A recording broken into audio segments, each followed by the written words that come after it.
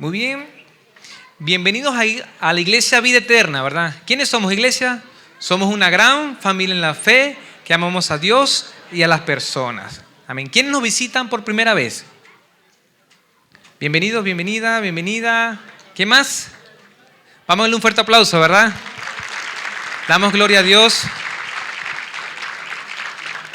por las visitas. Y voy a rogar, mi esposa Luz está por allí, ¿verdad? Busque a Andrés, por favor. Vamos a buscar a mi hijo Andrés. Porque yo le dije a Andrés, hoy vamos a estar en la primera parte juntos. Y voy a rogar un varón, que me pueda traer una silla de atrás de esas plegables y me la ponga aquí, por favor. Muy bien. ¿Cuántos han sido bendecidos con esta serie que hemos desarrollado en este mes? Amén, ¿verdad? Gracias, Robert. Excelente. Vamos a ver una imagen en la parte de atrás y yo no sé si ustedes se han imaginado a Dios de esa manera. Yo lo puse así, esa imagen la creé yo con inteligencia artificial. ¿Qué les parece? Di las características y me apareció esa imagen allí.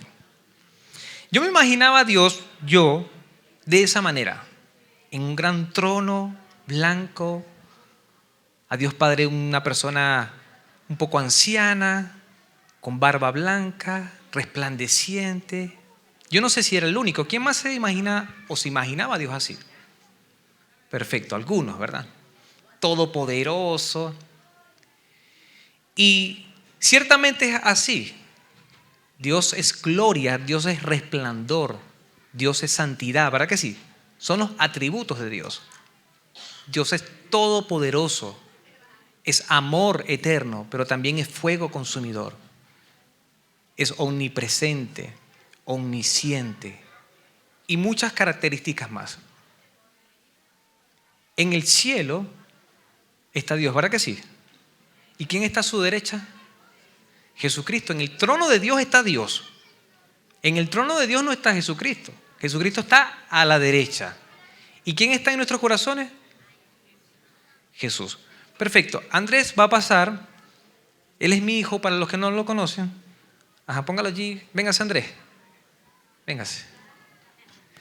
Véngase por aquí. Dile hola a la iglesia. Hola. Salúdenlo, hermano, salúdenlo. ¿Qué te parece la iglesia linda, verdad que sí? Sí. Perfecto.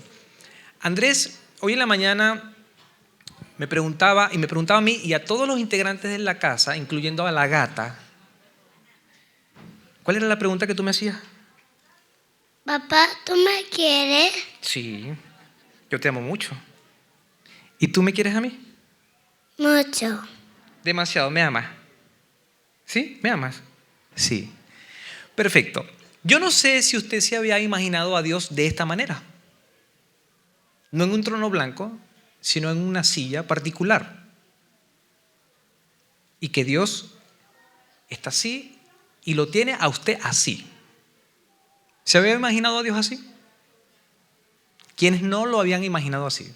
Honestamente. A mí me costó aceptar esta imagen de Dios. Que yo estaba en las piernas de Dios, así sentadito. Así sentadito, cerquita del pecho de Dios. Yo no sé si usted se ha imaginado a Dios. Deme un segundo. Párate, Andrés. Ya va. Quédate.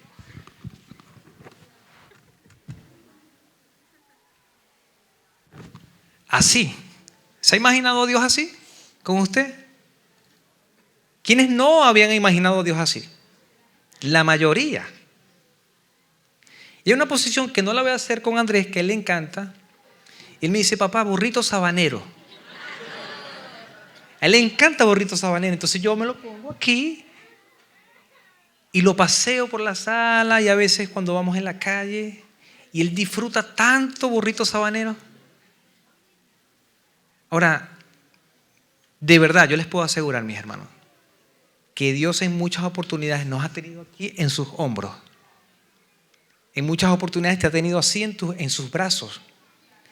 Y en otras oportunidades te ha tenido en sus piernas. Porque Dios es un Padre.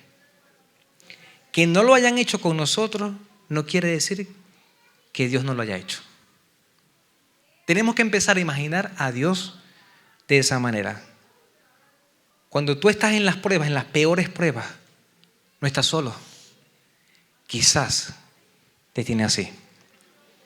Y te pregunta, así como lo hizo Andrés de manera espontánea hoy: papá, ¿tú me quieres? Papá, ¿tú me amas? Es más, él me dice: papi, ¿tú me amas? Yo te amo mucho. Vaya a clase B. Gracias, Andrés. Vaya con mamá.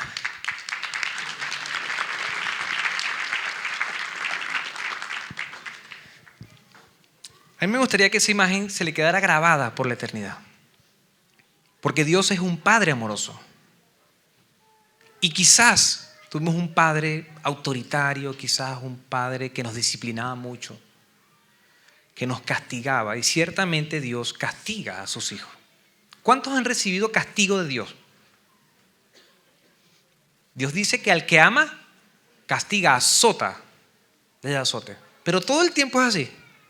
No, la mayoría de veces que Dios nos trata es ¿con qué? Con su amor y con su misericordia. De hecho, la palabra de Dios dice que su misericordia es que nueva cada mañana.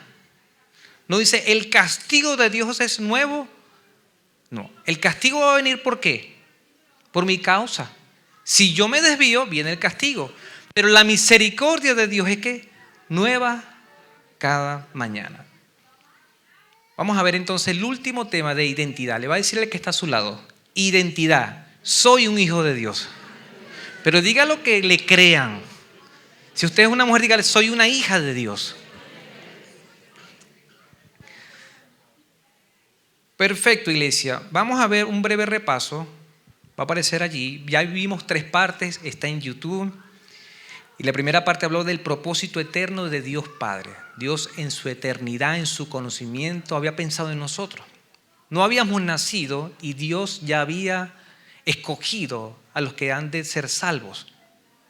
Dios nos predestinó, nos eligió para que fuésemos santos y sin manchas delante de Él, para que fuésemos sus hijos. Está todo grabado allí, lo puede ver. Vimos la obra salvadora de Jesucristo. Jesucristo nos redimió, pagó un alto precio por nuestras vidas y rompió la cadena de la esclavitud, del pecado, de Satanás, porque estábamos alejados de Dios y Jesucristo, la obra de Jesucristo, pagó el rescate. Vimos también la obra del Espíritu Santo. El Espíritu Santo es el sello de Dios. Dios nos sella con su Espíritu Santo y es la garantía, la antesala de lo que va a ser la presencia de Dios en la eternidad. Por lo tanto, todos los que somos hijos, los que son hijas, tienen el sello del Espíritu Santo. Y el que no ha sido sellado no es hijo, así de simple. Hasta ahora hemos visto que, ¿quién soy? Soy un hijo de Dios, ¿cierto? ¿Cuál es mi propósito de vida? Alabar la gloria de Dios. Por lo tanto, en el trabajo, en la universidad, en el vecindario, en el edificio, aquí en la iglesia, ¿qué debo hacer? Alabar al Señor. Darle gloria, honor al Señor. Todo lo que tenemos, todo lo que hemos logrado acá, es gloria a Dios. ¿Cuántos llegaron acá de los venezolanos solo con maletas? Y pregunto porque hay unos que llegaron sin nada, ni maletas. Hay un hermano que nosotros estuvimos ayudando, inició con nosotros, no está con nosotros actualmente físicamente acá, pero es de nuestra iglesia. Y él llegó acá con una sola maleta. Y unos hermanos y mi persona le ayudamos y lo dejamos en un cuartito. Y a los 3-4 meses nos dice: hermanos, vénganme a ayudar a mudarme. Y yo decía: pero si él llegó con una sola maleta, decía. Contratamos un camión, hermano. Salió con 9 maletas. 3 coches, 2 corrales y un montón de cosas allí. Y él decía: esto es la misericordia de Dios. porque nada de eso lo había comprado. Dios había puesto gracia en él, se lo habían donado, se lo había regalado. Y él daba gloria a Dios. ¿Cuántos de los que estamos acá hemos recibido la misericordia de Dios, la gracia, el regalo de Dios? Todos, ¿verdad? Todos los días. Amén. Voy a rogar que vayan a Efesios 1. Vamos a terminar la lectura. Voy a ir rápido. Llegamos hasta el versículo 14. No los voy a desarrollar, pero son unos versículos impresionantes, iglesia. Es impresionante lo que dice Dios acerca de nosotros. Cómo Dios reveló a través de su Espíritu Santo a Pablo para escribir a la iglesia, a los creyentes de Éfeso. Dice la palabra, versículo 15, capítulo 1 de Efesios. Desde que me enteré de su profunda fe en el Señor Jesús y del amor que tienen por el pueblo de Dios en todas partes, fíjese que él resalta, ustedes aman a Dios, al Señor, ¿y aman a quién? A las personas. Desde que me enteré que ustedes aman al Señor Jesús y aman a las personas, versículo 16, no he dejado de dar gracias a Dios por ustedes. Y es una de las cosas que tenemos que hacer nosotros como creyentes, dar gracias por otros creyentes, porque aman al Señor y aman a las personas. Los recuerdo constantemente en mis oraciones. En otras versiones dice, no dejo de orar por ustedes. ¿Será que nosotros oramos de esa manera? ¿Estamos orando constantemente por nuestros hermanos?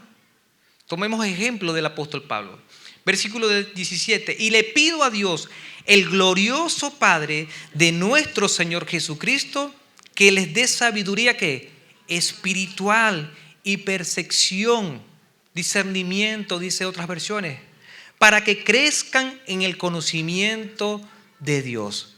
Pablo daba gracias por los creyentes, pero también pedía ¿qué? Discernimiento, sabiduría espiritual, percepción, para que crezcan en el conocimiento de Dios. Está bien orar por los hermanos, para que tengan trabajo, para que sean prosperados, para que puedan emprender una compañía, un negocio. Está bien eso, pero oremos, ¿para qué? Para que tengan sabiduría espiritual, discernimiento. Versículo 18, pido que Dios les abra la mente para que vean y sepan lo que Él tiene preparado para la gente que ha llamado. Ya Dios nos ha hablado a nosotros, vida eterna, durante 3 domingos. Y hemos visto en su palabra que Dios nos eligió, nos escogió, nos apartó. Somos redimidos en Cristo. Tenemos la herencia, conocemos su plan. Fuimos rescatados. Pero tenemos que orar por los hermanos para que puedan comprender esto. Y la única manera es que Dios abra ¿qué? La mente. ¿Por qué? Porque aunque somos eso, ¿qué pasa con nosotros? Se nos olvida. ¿Y cómo nos podemos comportar en el trabajo? ¿Como un santo? ¿O como Satanás? ¿Se imaginan que digan de nosotros en el trabajo, para ser cristiano evangélico como este, mejor que no? ¿Qué expresan de nosotros? El hermano curao, el hermano mentiroso, el hermano chismoso, la hermana envidiosa. ¿Será que dicen eso de nosotros? ¿O será que dicen, no, este verdaderamente es un hijo de Dios? Este verdaderamente es un santo de Dios, es un varón de Dios. ¿Será que dicen eso de nosotros?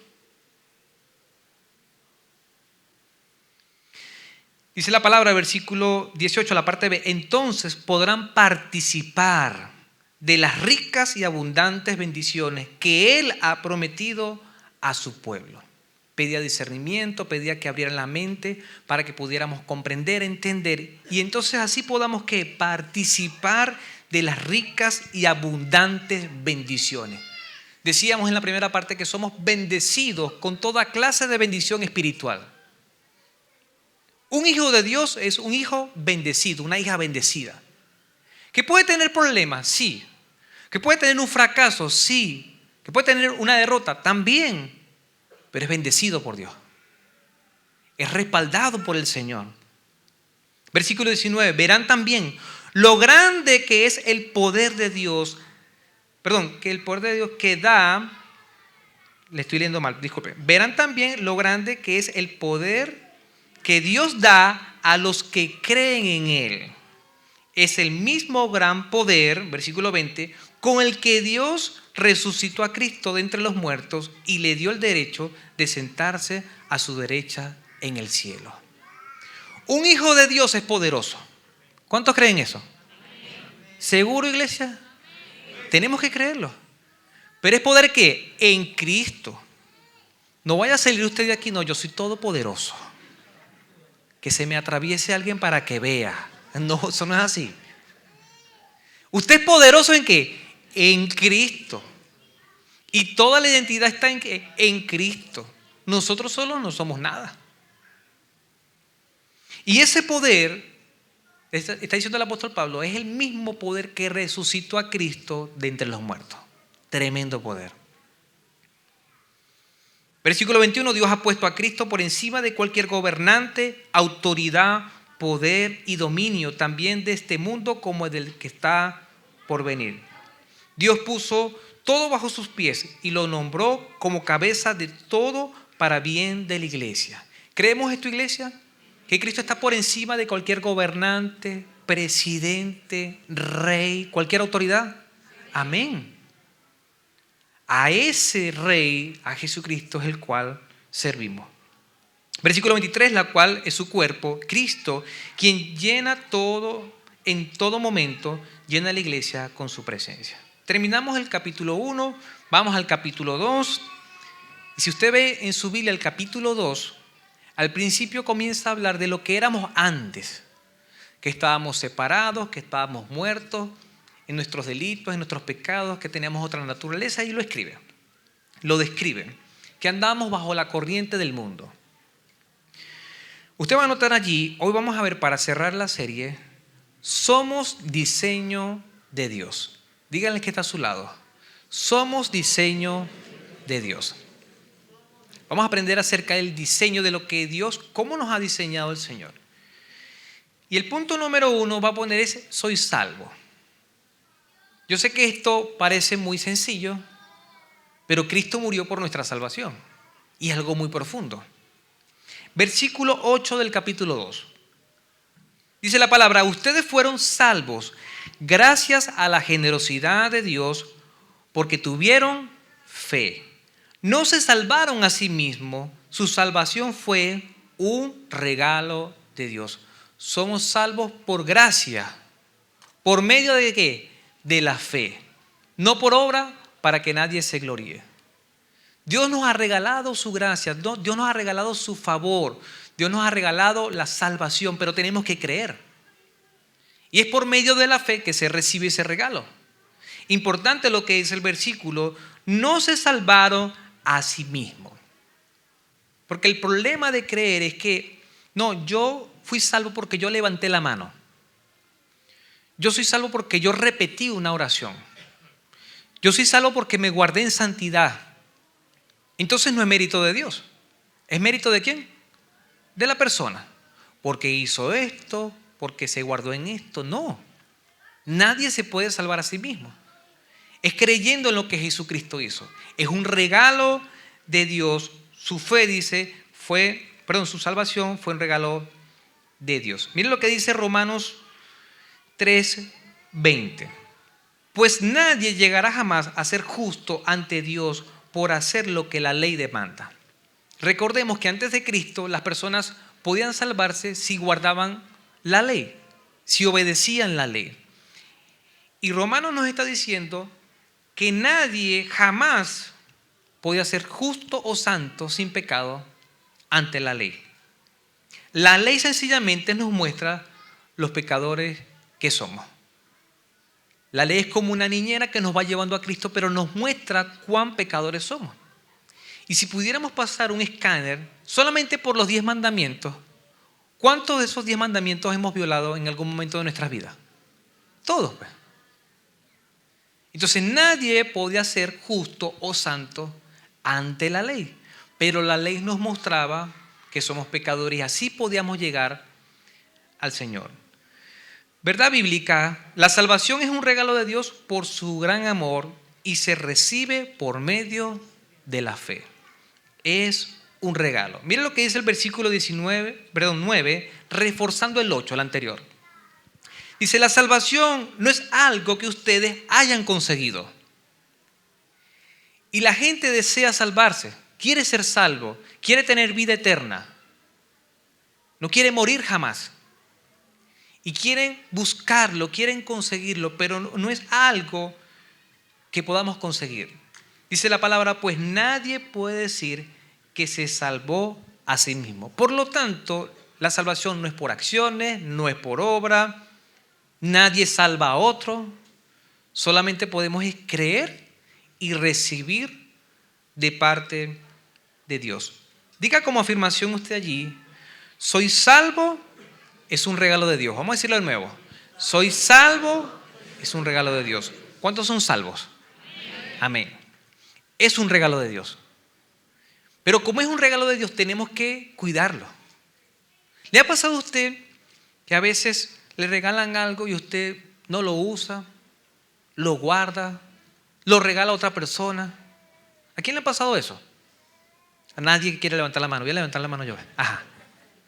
Pero cuando usted compra algo, lo pagó en cuotas, digamos unas 12 cuotas, unas poquitas cuotas. ¿Cuánto cuida eso? Mucho, ¿verdad? ¿Por qué? Porque fue esfuerzo suyo. Nosotros podemos comportarnos como hijos malagradecidos. ¿En qué sentido? En que somos salvos. Sí, yo soy salvo. Pero ¿qué hace el salvo? Se mantiene en santidad. Si nosotros comenzamos a pecar y a practicar el pecado, no estamos cuidando la salvación. No nos estamos comportando como hijos de Dios. Somos salvos. Es un regalo de Dios, pero yo debo valorar esa salvación. ¿Estamos de acuerdo, iglesia? Amén, ¿verdad? Punto número 2. En el versículo 10 dice algo poderoso que a mí me gustaría que de verdad usted tuviera toda la atención acá, porque esto le va a resolver muchos conflictos, nos va a resolver muchos conflictos a nosotros mismos. Hay muchas personas que van a consejería, quieren hablar con el pastor, con el psicólogo, con el psiquiatra. Buscan ayuda de diferentes maneras. Porque primero, no saben quiénes son. No saben para qué están en esta tierra. No saben ni siquiera dónde están. Ni a dónde van. A mí me pasó por un tiempo. Y me gustaría preguntar a quién le pasó en pasado por algún tiempo que no sabía quién era. Levanten la mano, por favor. Todos los demás ni sabían que no sabían. Porque ese conflicto es normal en la adolescencia. Uno empieza a pelear con eso. Porque papá dice una cosa, mamá dice una cosa, los profesores o maestros dicen otra, los amigos tuyos dicen otra. Pero tiene que haber un descubrimiento de ti mismo. ¿Sabía eso o no lo sabía? Entérese. Hay personas ahorita, ojalá que no, ojalá lo hayan descubierto con el primer domingo, el segundo, el tercer domingo, que no sabía quién era. Y lo confundían con su rol o profesión. Usted le preguntaba quién era, soy médico, soy arquitecto, soy músico. Esas son funciones, son rol. Un médico, no toda la vida va a ser médico. En algún momento va a dejar de ser médico. Y ese es el problema de los cristianos que son servidores como tal. Que cuando dejan de servir, ya ni son cristianos. Aquí no pasa, gracias a Dios, pero pasa en muchas iglesias que usted le pregunta a un músico, ¿qué es usted? Músico. Perfecto, gloria a Dios. Y tocó esto y tocó aquello y tal. Cuando uno le dice, no vas a tocar o pausa por un tiempo, ese músico no viene más. ¿Por qué? Porque él es músico. Y como él no tolera estar debajo sin tocar, no viene a la iglesia. Pasa mucho en las iglesias. Y así puede pasar con los maestros, y así puede pasar con los servidores. No, yo soy un servidor de té y café. Y el día que no tengamos té y café, ¿qué van a hacer los servidores de té y café?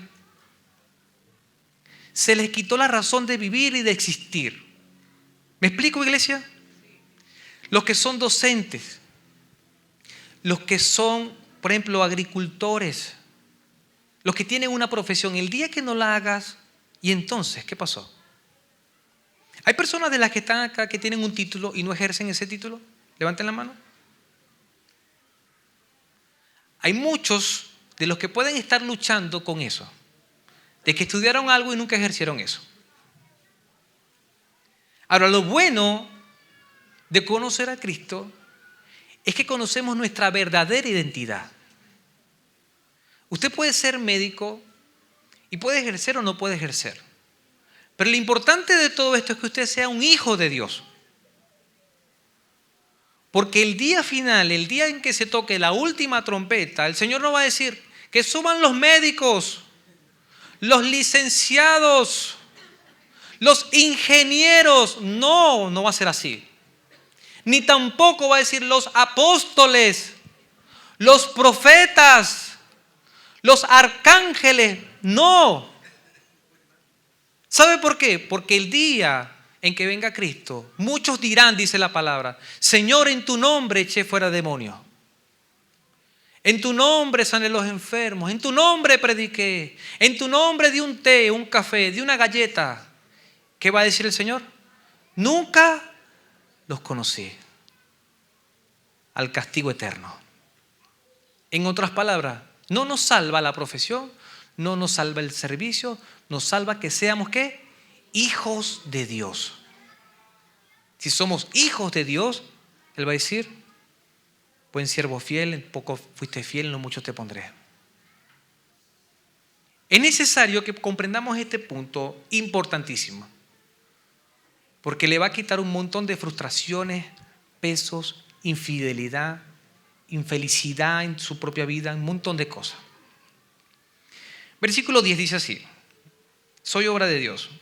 Nosotros somos obra de Dios, creados en Cristo para realizar las buenas obras que Dios ya planeó de antemano para que nosotros nos ocupáramos de ellas. Voy a volverlo a leer. Nosotros somos ¿qué? Obra de Dios, creados en Cristo Jesús. En Jesucristo, para realizar las buenas obras que Dios ya planeó de antemano para que nos ocupáramos en ella. Vamos a leerlo en otra versión, va a aparecer allí. Mira cómo dice esta versión. Pues somos la obra maestra de Dios. Él nos creó de nuevo en Cristo Jesús, a fin de que hagamos las cosas buenas que preparó para nosotros tiempo atrás. ¿A cuántos no les llena de gozo, de esperanza y de muchas cosas más saber esto? Amén. Ahora, denle un aplauso al Señor.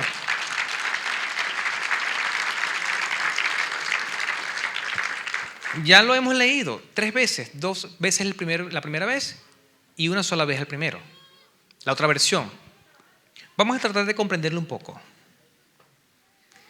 A mí me gustaría que usted mire al que está a su lado,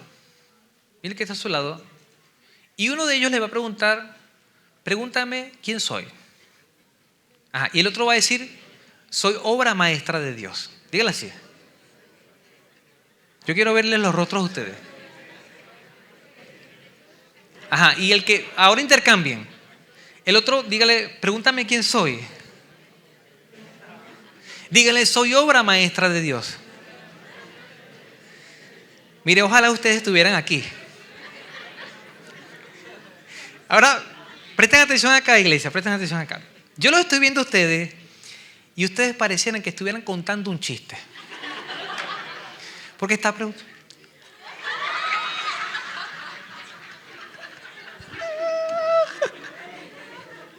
Hermano, además de gozo, creo yo, y alegría, eso debe marcar una diferencia en nosotros, ¿verdad que sí? Yo creo que están muy gozosos, pero yo los veo a ustedes como si estuvieran contando un chiste. Ahora, más que un chiste, más que alegría, debe producir gozo en nosotros. Debe producir en nosotros orgullo, pero un orgullo santo. No se esté riendo porque usted no lo cree. Porque hay gente que se ríe como un nervio. Es un nervio, así como que le da vergüenza. Hay personas que lo dicen sin creerlo. Si usted le pregunta quién soy y yo le estoy diciendo soy obra maestra de Dios, usted debe creer que usted es obra maestra de Dios. Ahora ustedes se imaginan, voy a empezar con las mujeres, pero ¿cómo voy a ser yo obra maestra de Dios con estos 20 kilos encima? ¿Cómo voy a ser obra maestra de Dios con este pelo chascón? ¿Pueden llegar esos pensamientos, sí o no? Sí. Mire cómo respondieron las hermanas avivadas. ¿Cómo voy a ser yo obra maestra, por ejemplo, con esta estatura? ¿Cómo voy a ser yo obra maestra con estas arrugas? ¿Cómo voy a ser yo? Y empieza, no es el diablo, es nosotros mismos. Y puede pasar también en los hombres. Quizás los hombres no batallamos mucho con esas cosas. Nosotros tenemos un problema de aceptación. Nosotros nos queremos y amamos así como somos. ¿Cuántos están conmigo los hombres? Amén, amén, amén. Ahora, batallamos con otras cosas.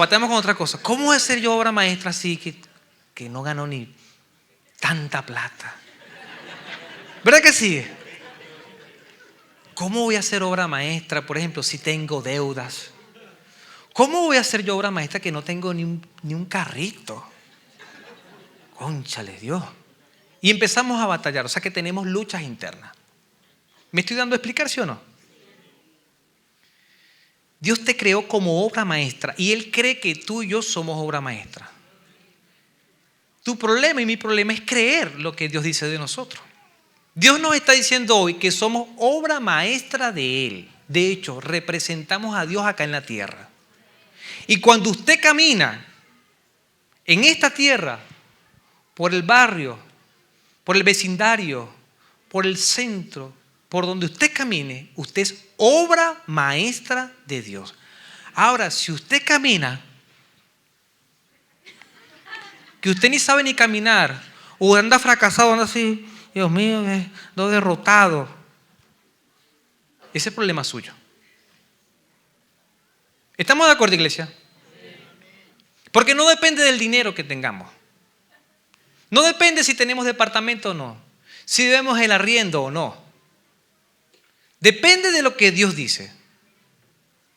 Pero yo oro para que el Señor abra sus mentes y podamos creer que somos eso. Porque si no lo aceptamos en nuestra mente, no vamos a actuar así. A partir de ahora necesitamos entender que somos obra maestra de Dios, iglesia. Y que cuando usted trabaja ¿cómo? Como un hijo de Dios. Hace las cosas excelentes, no de manera mediocre. No, que no me pagan bien. No importa que no le pagan bien. Porque usted lo está haciendo ¿a quién? Para el Señor. Como al ojo de Dios y no al ojo del hombre. Denle un aplauso al Señor. Vamos a resumir entonces. Vamos a leerlo fuerte, iglesia. ¿Quién soy?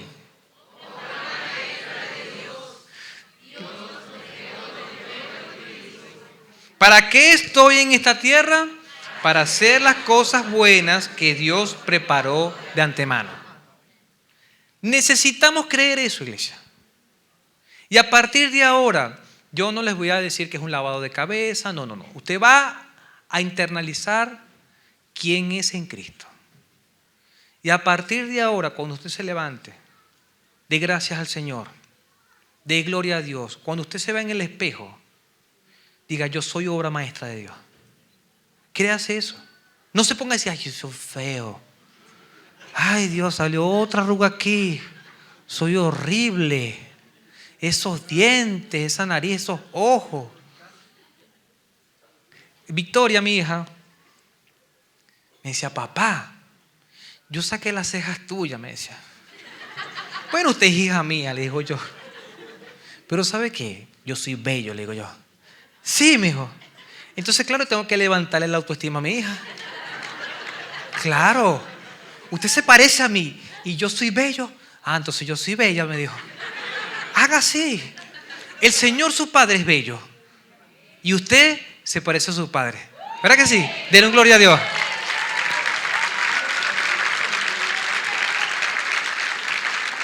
La palabra dice en Juan 15:8, hablando el Señor, una parábola decía: mi padre es el labrador, yo soy la vid, y ustedes son ¿qué? Los pámpanos o ramas. Dice el versículo 8, cuando producen mucho fruto, demuestran que son mis verdaderos discípulos. Eso le da mucha gloria a mi Padre. Nosotros no somos salvos por las obras, pero un hijo de Dios que hace buenas obras. Recordemos el versículo anterior, que Dios nos eligió, nos predestinó, tanto hizo por nosotros que aún las obras ya las planificó. ¿Qué les parece? Ahora, ¿qué tenemos que hacer nosotros? Conocer esas obras y decirle: Señor, yo creo en tu palabra. Tu palabra dice que ya tú planificaste las obras que yo tengo que poner en marcha. Ya Dios hizo el plano. Ahora, si usted no sabe cuáles son esas obras, pregúntele a Dios. Y eso en términos litúrgicos o de iglesia es el ministerio. ¿Qué voy a hacer yo en tu obra? ¿Cómo te sirvo? ¿Cómo hago para que otros se enteren también que son hijos de Dios? Pregúntele al Señor. Les voy a mostrar un plano allí. Y imagínense lo siguiente. Supongamos que Dios hace este plano y que nosotros somos constructores, ¿cierto? Nosotros sabemos acerca de los materiales, de fundaciones, de electricidad, de gafitería, como se le dice acá, y un montón de cosas. Si nosotros estamos capacitados para construir y Dios es un arquitecto y nos entrega ese plano, nos proveen de material, ¿qué deberíamos hacer nosotros? El plano, ¿verdad que sí? Construir eso, leer ese plano y edificar como corresponde desde las bases hasta arriba. La idea es que cuando venga el arquitecto, el dueño de la obra, y vea la obra terminada, ¿qué debería pasar? Debería guardar coherencia de lo que está hecho con el plano. ¿Verdad que sí? Si no se parece en nada, la obra, el edificio, la casa, este es un plano de una casa, ¿qué pasaría con nosotros? Estamos despedidos, ¿verdad que sí? Y no solamente despedidos, hermanos, nos demandan. ¿Por qué? Porque hicimos una cosa que no se nos pidió. Y nosotros edificamos una cosa que no se quería. Pudo haber sido muy bonita, pero no es así. No es lo que el arquitecto, lo que el dueño demandó. ¿Y qué pasa con nuestras vidas, iglesia? Dios te ha elegido, te ha predestinado, te ha escogido, incluso ha prefabricado las obras para que tú y yo las pongamos por marcha, para que podamos construir un plano. Ahora la pregunta es la siguiente: ¿será que nosotros estamos respetando ese plano? Si nuestra vida, nuestras obras tuvieran un plano así como ese, ¿será que en la actualidad se parece al plano? Reflexionemos en eso. Porque ¿cuántas veces el Señor nos dice: ve y haz esto? ¿Y qué hace uno? Lo otro. No hagas esto. ¿Y qué hace uno? Eso. ¿Estamos obedeciendo los planes de Dios? ¿O será que estamos haciendo lo siguiente? En una oportunidad Dios me hace sentir lo siguiente que le voy a contar. Nosotros, en vez de pedirle los planos a Dios para ponerlos por obra, ¿qué hacemos nosotros? Diseñamos el plano. Hasta fabricamos la maqueta. ¿Y qué le decimos a Dios? Señor, estos son mis planes, estos son mis proyectos, esta es mi maqueta de vida, bendíceme. ¿Y qué hace el Señor? A veces los bendice. A veces, ¿qué pasa? Sentimos que los destruye. ¿Por qué? Porque sus planes son ¿qué? Más elevados, más grandes que los nuestros. En vez de realizar un plano, hacer una maqueta y pedir la bendición a Dios, pidamos ¿qué? Los planos de Dios. Señor, dame tu dirección, dame tu guía que yo obedezco. Nuestra tarea como hijos de Dios es construir los planes de Dios, no nuestros planes. Verdad bíblica, Dios planifica las buenas obras y nosotros en obediencia debemos ejecutarlas. ¿Estamos de acuerdo, iglesia? Amén. Ya para finalizar, para concluir, le voy a leer esta afirmación y le voy a poner un ejemplo. Le voy a nombrar 3, pero bíblicamente vamos a ver un solo ejemplo. Ya sabemos quiénes somos en Cristo, ahora debemos resguardar esa identidad. Si yo pregunto a la Iglesia Vida Eterna, yo pregunto, ¿quiénes somos? ¿Qué vamos a responder? Soy hijo de Dios. Vamos a hacerlo. ¿Quiénes somos? ¿Quiénes somos? ¿Quiénes somos? Amén. Ya sabemos. Hay que internalizarlo. Hay que entrenarse en eso. Hay que resguardar esa identidad. ¿Por qué? Porque cuando salgamos de acá, quizás nuestra identidad va a ser golpeada. Va a ser probada. En la serie pasada hablamos del hijo pródigo o el hijo perdido. ¿Se acuerdan? ¿Qué hizo el hijo perdido, el hijo pródigo, cuando estaba con los cochinos y los puercos, deseando comer la comida de los cerdos? Dijo, ¿qué pasa con mi vida? O sea, tanto alimento en la casa de mi padre y yo aquí. Él reflexionó, él pensó y hubo arrepentimiento, porque eso es cambio de mente. Arrepentimiento es cambio de mente o metanoia, transformación del pensamiento de la mente.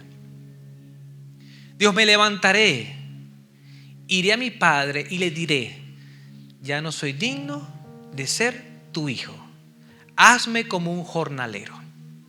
¿Cuál fue la respuesta del papá? ¿Lo puso como un jornalero? No. Cuando lo vio de lejos, dice la palabra, corrió hacia él, lo abrazó, lo besó, mandó a buscar vestido, sandalias, anillos, hizo una fiesta y dijo, hagamos fiesta, alegrémonos, porque el que estaba perdido ha vuelto. El que estaba muerto ahora está vivo. El padre sabía que el hijo era hijo y que nunca iba a ser ¿qué? Jornalero. Pero el hijo dudó de su identidad. Ahora vamos a salir, yo soy un hijo de Dios, pero el día de mañana podemos hacer como la del hijo perdido, el hijo pródigo. Le decimos al Señor, Señor, dame tus bendiciones, y nos descarriamos. ¿Y qué método va a utilizar el Señor? Los cerdos. Te va a poner a comer con los cerdos, para que reflexiones y digas, allá en la casa de mi padre hay bastante comida.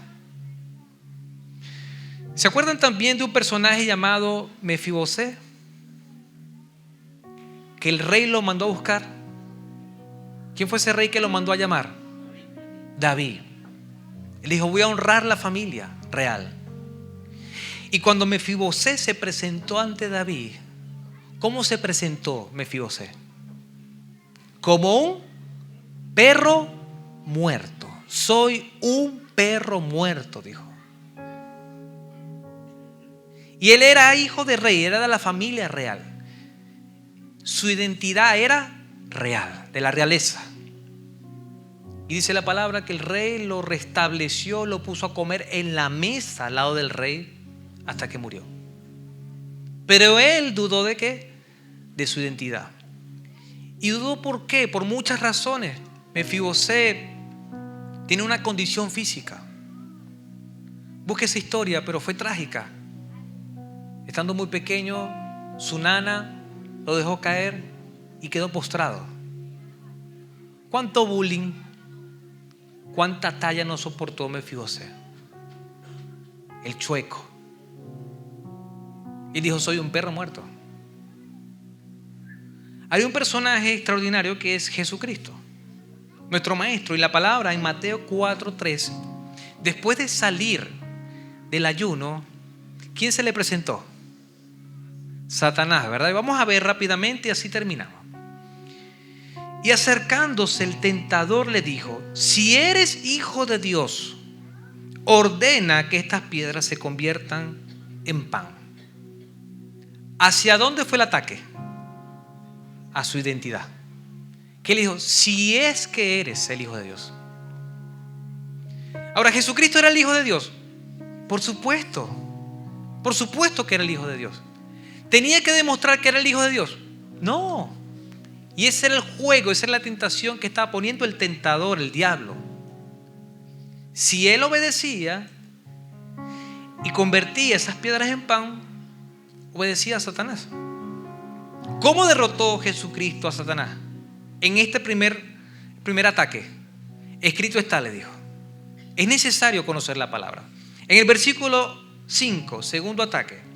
Entonces el diablo lo llevó a la ciudad santa y lo puso sobre el pináculo del templo y le dijo, si eres el Hijo de Dios, lánzate abajo, pues escrito está. Ahora él respondía entre comillas con la palabra. El diablo citando la palabra. El predicador decía, es que el diablo es más evangélico que los evangélicos, porque conoce la palabra. Otra vez, versículo 9, y le dijo, todo esto te daré si te postras y me adoras. ¿Cómo derrotó Jesucristo en este segundo ataque? Escrito está. Y en el tercer ataque, ya leí el versículo 9. Ahí están los tres ataques. Lánzate, la adoración y el pan en piedra. Lo pueden buscar en Lucas, también lo pueden estudiar. Lo cierto es que Satanás busca presionar su identidad. Y lo más seguro es que después de salir de acá, hoy domingo en la tarde, cuando usted va gozoso, si usted vino, el esposo sin la esposa, no crea que va a encontrar la esposa sonriendo. No lo crea. Que le va a decir, mi amor, siéntate, hijo de Dios, come calentito. Si la esposa vino sin el esposo, muy bonito. No le va a decir así.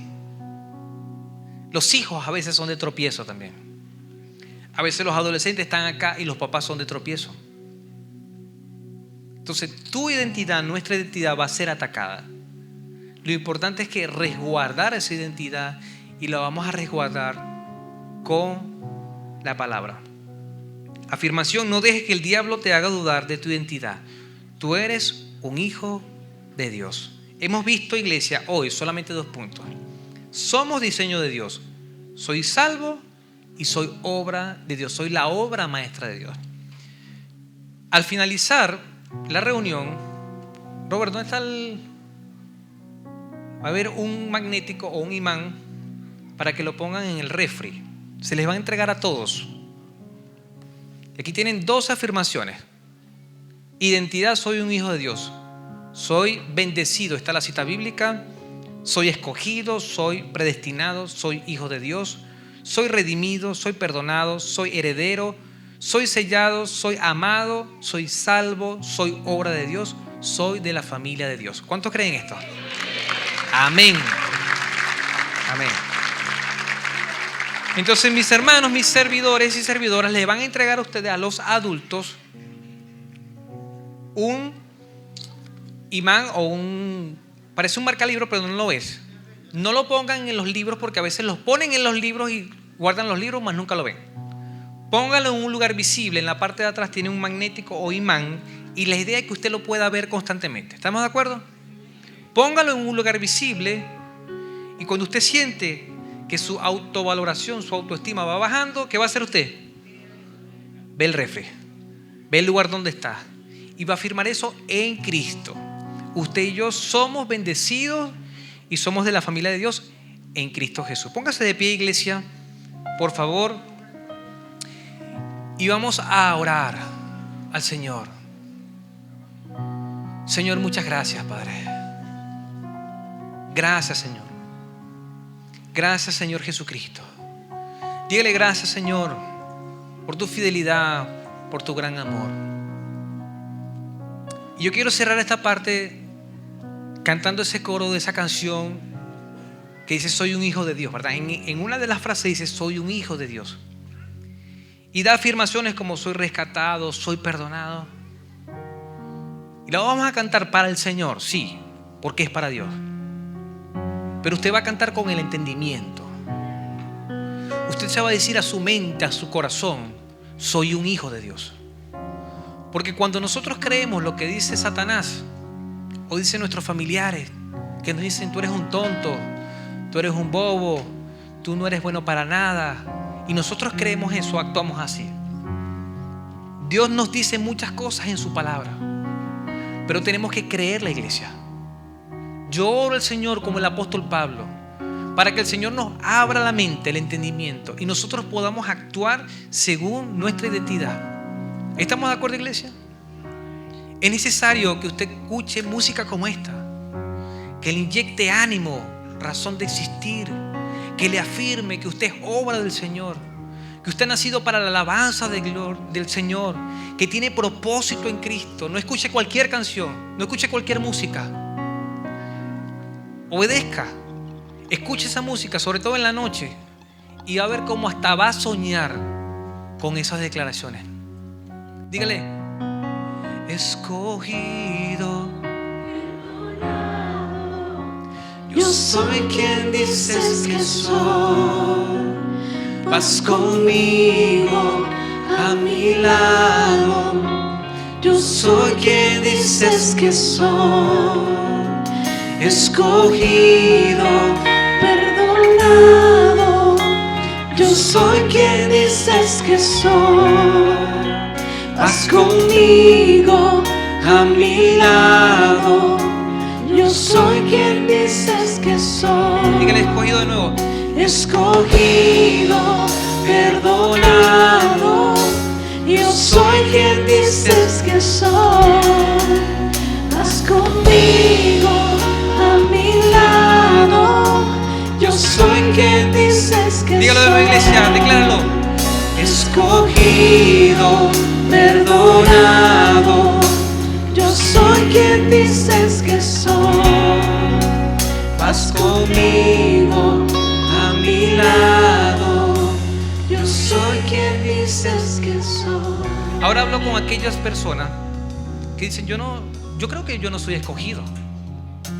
Yo todavía no soy un hijo de Dios, o no soy una hija de Dios. Y la palabra establece que todo el que cree en Jesucristo y confiesa a Jesucristo, Dios le da el derecho de ser sus hijos.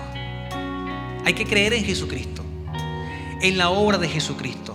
Y cuando depositamos nuestra fe en Jesucristo, Dios nos regala la vida eterna, Dios nos regala el perdón, Dios nos regala su paz, nos sella con su Espíritu. Por eso los que estamos acá podemos cantar con propiedad que soy escogido, perdonado. Porque en una oportunidad, en algún momento, nosotros dijimos públicamente: Señor, creo en ti, creo en tu sacrificio. Pero tú que estás acá y no lo has hecho, es necesario que lo hagas. Si estás acá, es prueba de que eres un escogido. Quizás Dios te ha atraído con sus cuerdas de amor. Quizás Dios te ha llamado. Quizás ni sabes por qué estás acá y te diste cuenta que era Dios. Si es así, haz esta oración conmigo. Con esta oración tú vas a reconocer que quieres el perdón de Dios. Di conmigo: Señor, reconozco que soy un pecador o pecadora. Te pido perdón por mis pecados. Límpiame, Señor Jesucristo, con tu sangre. Padre, dame el regalo de la vida eterna. Dame tu perdón y séllame con tu Espíritu Santo. Que cuando tú vengas, Padre, me vayas contigo, Señor. En el nombre de Jesucristo. Amén.